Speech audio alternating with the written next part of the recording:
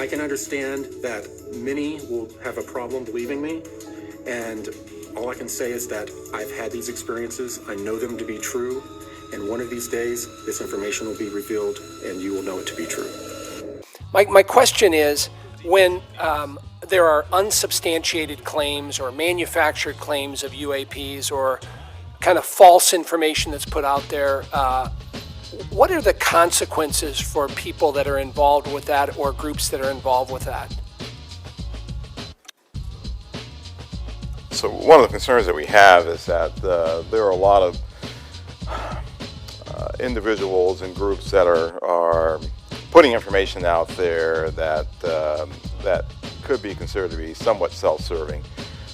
We're trying to do what's in the best interest of, one, the Department of Defense, and then two, what's in the best interest of the public, to ensure that we can put factual-based information back into the mainstream and back into the bloodstream of the reporting media that we have, so people understand what's there. It's important because we are attempting, as this hearing has drawn out, to understand, one, what may just be natural phenomenon, two, what may be sensor phenomenology or things that were happening with sensors, three, what may be legitimate counterintelligence threats to places that we have or bases or installations, or security threats to our platforms.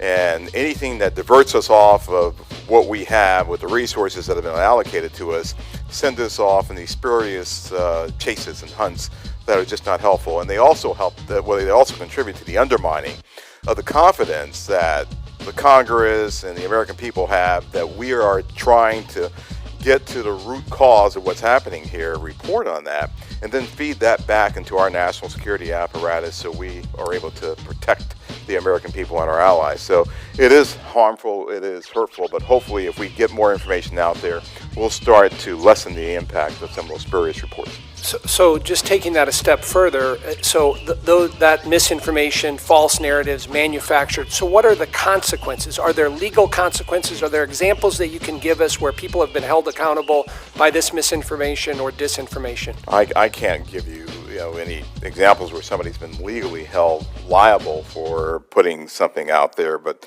well, I guess what's the deterrent from people engaging in this activity? I don't know. I don't have that answer. That's something that welcome the dialogue with Congress to talk about that with the members who help legislate those laws to say what should be the legal ramifications that we could use to potentially hold individuals accountable, whether it be citizens or information that might be injected into our media by other forces or other countries, if you will.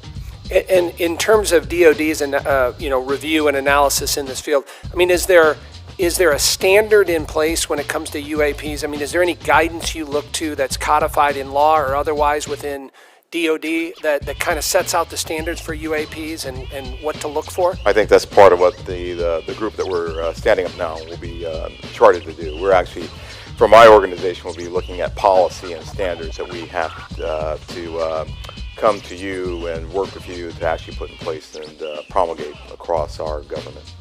Thank you. I yield back.